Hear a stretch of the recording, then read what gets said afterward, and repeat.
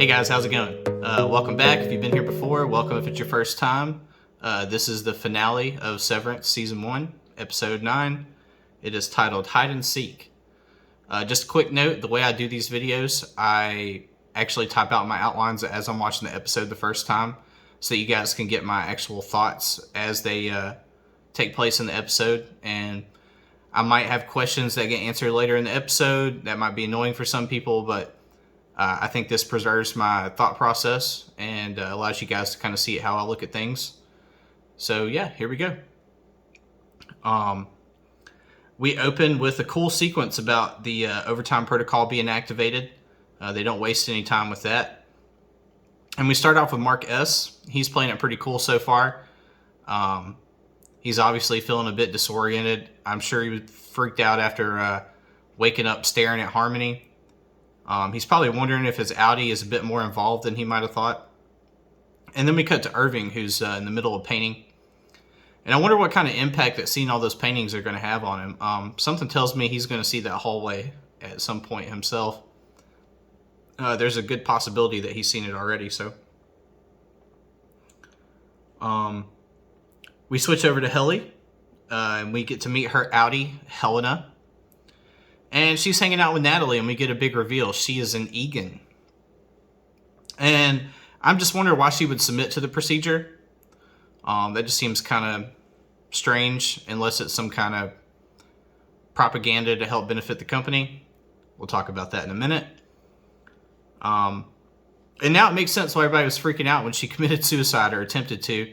Like the board getting mad about it and stuff.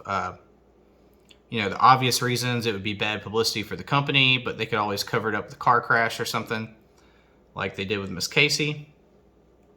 And we also see that Natalie is apparently having a function other than just being a mouthpiece for the board, which I thought was kind of interesting. Dylan's still holding the switches and looking at his picture of the gang for inspiration. And it's interesting that the switch can't be toggled, like you actually have to hold it. This suggests that the override's not intended to be used often or for long periods of time. Mark's still trying to play it cool. He thought his sister was his wife or girlfriend, and they had a baby. And they're about to talk about the book, which may actually be helpful since Zenny read it and his outie probably hasn't. Maybe he'll quote it and impress everybody. Back with Irving, we see him with his dog. And I'm kind of wondering, like, did he even know about dogs before this? His name is Radar, which I think is pretty interesting. I have a feeling that'll be relevant later because they didn't have to tell us his name. I mentioned this in a previous video, but did anybody notice that the man at the party kind of looks like the surgeon when we saw the Severance surgery in the previous episode? It's kind of hard to tell with the medical mask, but I think that's kind of the point. I think they're trying to save that for later. We meet Rebecca, strange name, who's going to share a book with Mark. She's weird, as you might imagine, considering where she's at and what she's doing. She talks about not being able to see well because she has small eyes. That made me laugh. There is little correlation between eye size and vision. In fact, most, if not all, animals that have better vision than humans have smaller eyes. And she even points out that the sores on her head are from her bird, and that bird probably has better vision than she does, and smaller eyes. If Radar is a radar for idiots, then Irving might find his way to the party as well. Mark avoids having to BS his way through another discussion about his big life change with Harmony when everybody's called for the book reading. Checking in with Irving, we see that he's a decorated military veteran, which is an interesting career change, but then again, the lady in the Lexington letter was a bus driver, so... Back with Helena, we see her mingling with some familiar faces, the senator and his wife. She talks about her 3 children and how she probably should have stopped at 2. That's a pretty disconcerting thing for a mother to say. She also comments about how she couldn't have done it without a little help, and she can't believe anyone would want to outlaw Severance. This basically confirms the earlier speculation about using Severance to avoid the pains of pregnancy. I think this is pretty dark because she missed out on the pain at the expense of the beautiful moments. And inside her is a mother who has given birth to at least one child and then had the child and her existence torn away from her. So,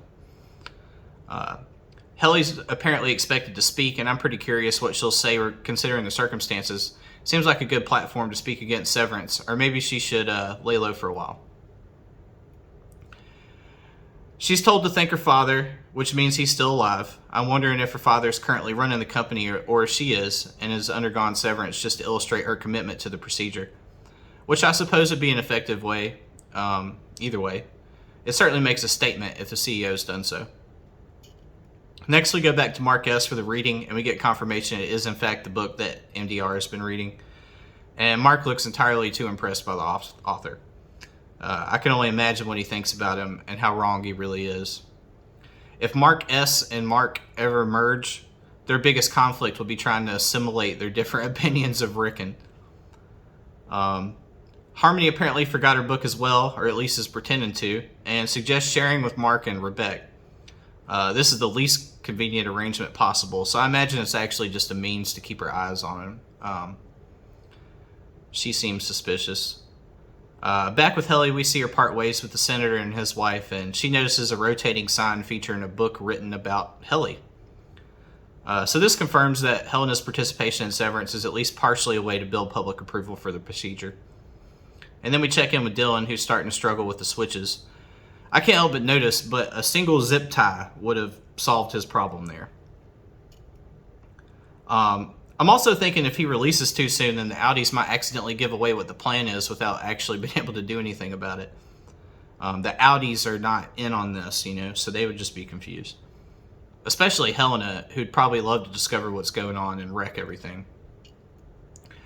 Irving opens a trunk in his closet and discovers that his father was a commander in the U.S. Navy. This means that the medals could be his dad's, but I have a feeling that it's kind of a family thing and that, him and his dad and maybe other generations have all served. Rickon finishes chapter 1 and calls for a 7-minute reflection break, which is weird and I guess par for the course. Mark steps out to speak with him and fangirl a little bit, showering him with praise and appreciation for his book. Rickon asked if he's okay, and that's the most logical thing he said the whole series. Then he steps away to use a neti pot while he's hosting a party, leaving Mark to be interrogated by Harmony. She's clearly suspicious, finds an excuse to run away. He finds an excuse to run away, sorry. Helly continues to look at the ads for a book, realizing that also includes her co-workers, and this really has Vault Tech vibes to me. It also makes me realize what's stopping the Audis from reading this book and realizing that they're subjecting themselves to all this. I'm sure they make it look better than it actually is, but it still seems kind of risky. Mark runs to his sister, likely to confess everything while he still can. And Harmony's stuck holding the baby, but I suspect that won't stop her from being nosy. We cut back to Helly, who's watching a video of her Audi speaking, and you can see the contempt for her Audi growing moment by moment. It's more propaganda, but it's notable that when she was a kid, Lumen apparently had a few 100,000 employees. The U.S. Postal Service today has about 500,000, so that's a lot of employees. Big workforce. All this makes it pretty clear why Helena was so ruthless in her video to Helly. She doesn't care about anything other than Lumen's image, the fortune and power that comes with it, and maybe disappointing her dad. I mean, we don't really know about their relationship right now. We return to see Harmony trying to chem block her Yugo and attempting to reach Milchick on the phone. Apparently, she's convinced that something's up, the gig's up. She probably sees this as an opportunity to smooth things over with Lumen, maybe get her job back. And there's also likely an element of trying to protect the organization that she's built her whole life around. Meanwhile, where's the baby? Surely she didn't bring it with her. I didn't see a car seat, and driving like that, I doubt it. So I'm guessing she left it somewhere, passed it off to another guest or Rickon. Irving's continuing to go through his trunk to discover that his Audi's apparently obsessed with bringing down Lumen, or at least ending Severance. Perhaps he took the job just to get closer so that he could expose them. They go over a few documents, and it probably took me half the time it took for this video just to freeze frame on all those and read them all, so I'll tell you what I noticed. First on the roster is a guy named Chris Ageless, and he has an age listed, 48. So I guess he's not quite as ageless. Irving underlined it, so I guess he noticed that too. Next we have Peter Agliata, and he has an X by his name. Pretty sure this is Petey. So I'm wondering, is Irving's Audi working with Regabi? I think that's going to be a big part of next season. Then we have a Daniel Avilés who's shown to live in a town called Kier, comma PE. So I looked up any states, provinces, anything that would be initial PE, and all I could come up with was Prince Edward Island in Canada. And then they have a zip code as well. That references Saddle River, New Jersey. So I don't think it's too significant other than that the town is called Kier, but maybe that means something to you guys. I think this is kind of an indication of the influence that the Eagan families had on America, and it's not quite the country that we know today. Perhaps the E in PE is Eagan. We have another employee with same city, state, zip. That's actually the case for most of the places, if not all of them that are listed. There's a few degrees mentioned for various employees, philosophy, computational mathematics. Since this knowledge isn't maintained when severed, I suspect it's not too significant. But I'm sure those two specializations, Lumen's got to have people on staff doing that kind of stuff.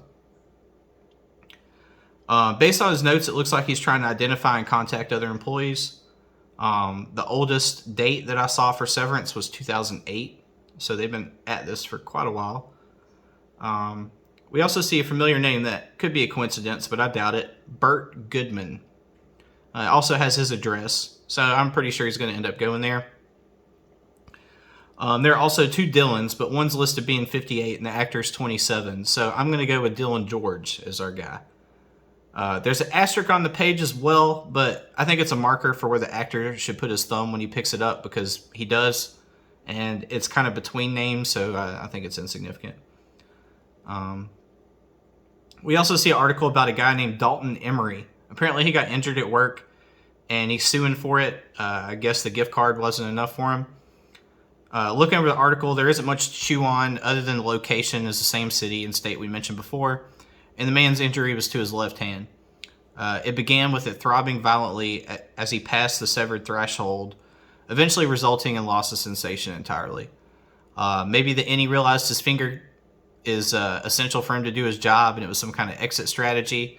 Who knows? Not much more is alluded to, other than apparently they claimed that it was related to a printer. And he was recommended a salve by the doctor, and if you guys remember, Lumen actually started out as a medicinal salve company, so I thought that was kind of cool. They talk about him struggling to enter his PIN at ATMs, and interestingly, they mention pushing elevator buttons. There's also an invoice from a shipping company called Latral Logistics. Not much notable there. It was 4 pallets of non-flammable material, severance chips maybe, bodies, who knows. It was shipped and included a green materials carbon offset charge. That's it. Next, he pulls out a Kier regional map and immediately locates himself, so we know that all this stuff's taking place in Kier. He finds his name, and Burt Goodman's name's also written on there. So I'm wondering if their Audis have already met. Hopefully we'll find out at the beginning of next season. We'll see. Helly seems a bit overwhelmed and retires to the restroom to gather herself. She's followed shortly after by her father, who thanks her for sticking with Severance and promises a place for her at his side one day. He asks if she remembers the first prototype that he ever showed her. It had blue and green lights on it, and she said it was beautiful, and she thinks everybody should have one. And he says, yeah, they will, thanks to you. I'd say that was pretty powerful for her to hear. And that also kind of clears up any concerns about the company maybe having like altruistic goals and just does some sketchy stuff to get there. After hearing him talk about that, I'm just like, yeah, they're pure evil. Maybe at one time an ancestor or something, but no, not anymore. And giving her credit for everything, I don't know, it just makes me think it's probably about time for her to kill herself. I think she should speak her piece and jump off a cliff. I don't think anything else she could do would be as impactful as that. They probably just say it was some kind of psychotic break or something, but either way, that would reflect negatively on the family and the company. I I'd hate to see her go, but she's obviously willing to take that leap already. So I don't know. We'll see what happens. After his departure, she stares in the mirror and repeats the break room statement, this time with a new meaning, or at least we hope it's a new meaning. Irving leaves to go see Bert, and I'm hoping he picks up driving pretty fast, considering he has never driven. Somehow he knows how to grab the keys and turn the lights on, so I'm thinking he'll be okay. And yeah, he's pretty bad at it. But at least he don't drive a stick, otherwise he'd probably never make it anywhere. We cut back to see Mark wrapping up his confession to his sister. He asks why his Audi put him in that position, and she tells him about his wife and the accident. And now I'm just praying that he sees her at some point during this episode. Irving actually passes Harmony as she's drifting by him, still trying to do the Ken Block thing. And in that moment, she gets in touch with Milchick. Milchick is still at Lumen, and I'm wondering, like, does this dude ever go home? He doesn't have a severed thing, so maybe that's a contingency. Like, we'll let you not be severed, but you can't ever leave. Or maybe he is the severed version of Milchick.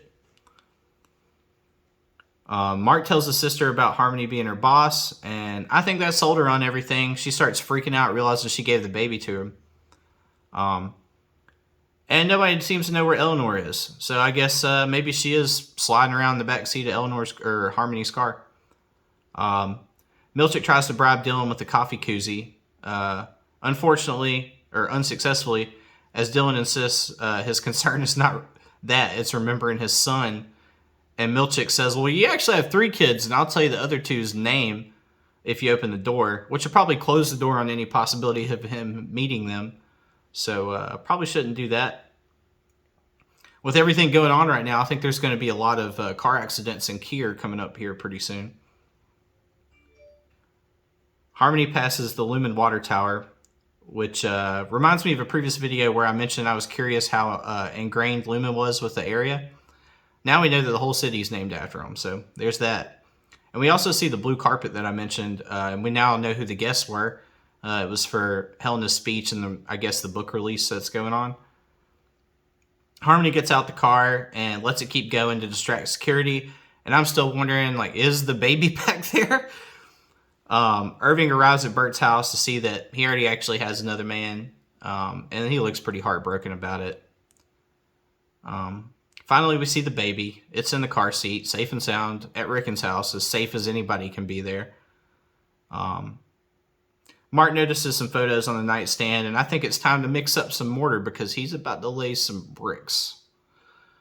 Meanwhile, Harmony makes it to Helly and reveals that she knows what's going on, and Helly doesn't really care, just says, I'm about to kill the company.